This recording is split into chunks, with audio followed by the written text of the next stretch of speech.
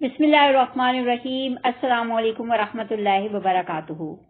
Today our topic is the use of future indefinite tense or the future indefinite tense functions. And this is part 2 of our series. We have already shared the functions, 6 functions of future indefinite tense, and today we will learn some more functions of this tense. The seventh function of future indefinite tense is to make a decision in a situation, which means to express a decision made at the moment of speaking. So when you are speaking, at that time you are making the decision. Let's look at examples. Which scarf do you want? I'll buy the gray one, I think. Which sandwich would you like to have?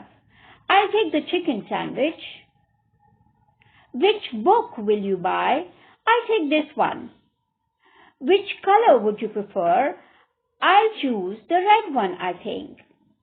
In all of these examples, the speaker is making the decision while speaking. But sometimes we make decisions about something which will have a distant result.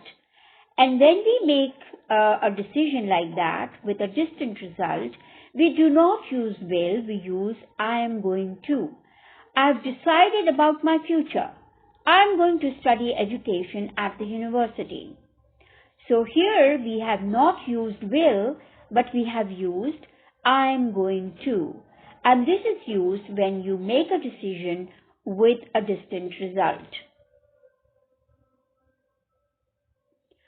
Now look at these pictures and think, if this is the situation, what will be your instant decision that you will make at the moment? What if you were ready for a picnic and this is the situation? What would be your instant decision? What if you were planning to do the laundry? Think of this situation. Somebody is at the door and this is what you are doing. So what is your instant decision? What if you were eating a cupcake when the doorbell rang? What will be your instant decision? Now, you're washing the dishes and someone raised the bell. So what will you do? What if you were mopping the floor?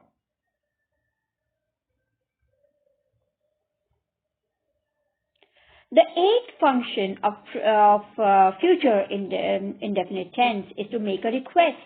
Will you bring some more water, please? Will you come to the appointment with me? Will you be quiet, please? I'm trying to make an important phone call. You'll give me a hand with dinner, won't you? The last one is a tag question. Won't you is will not you, right? So you're using the future indefinite tense to make a request. Now I would suggest you pause the video here and write some requests or make a request to somebody around you.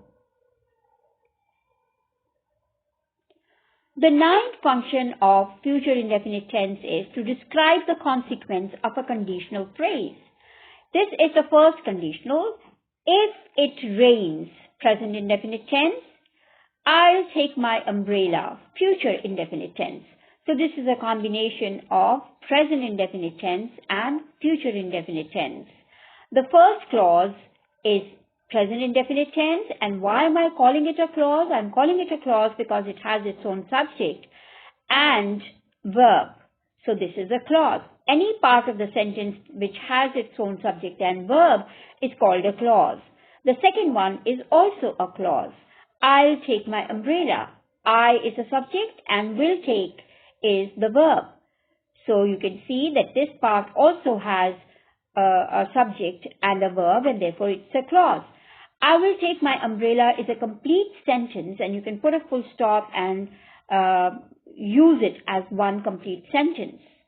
So any part of the sentence, any clause that can stand alone as a sentence is called an independent clause. And a part of the sentence which cannot stand alone as a sentence is called a dependent clause.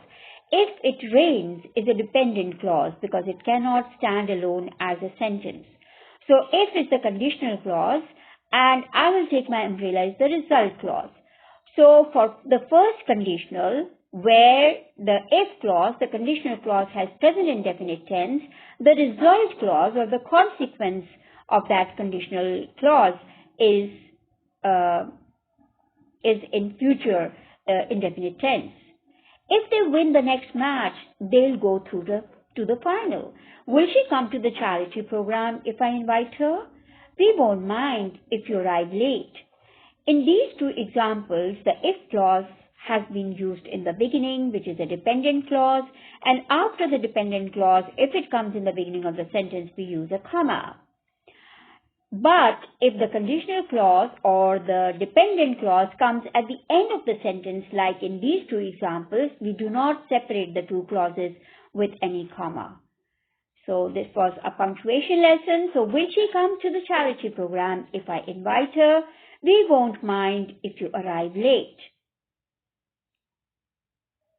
Now here is an exercise for you. I would suggest that you pause the video here and complete all these sentences.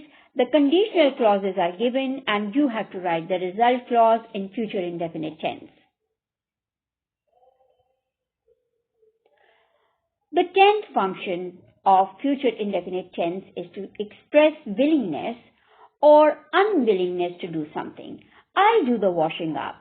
Now you're not going to do it 3 days later. You're going and you're actually saying this, I'll do the washing up.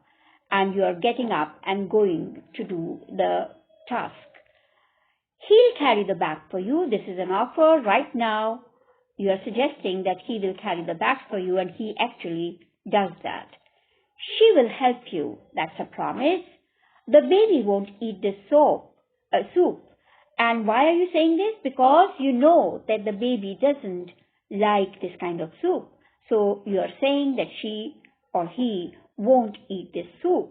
I won't wear this dress because it's tight, because the color is not appropriate, because it's not your choice. I won't wear this dress. So you are showing unwillingness.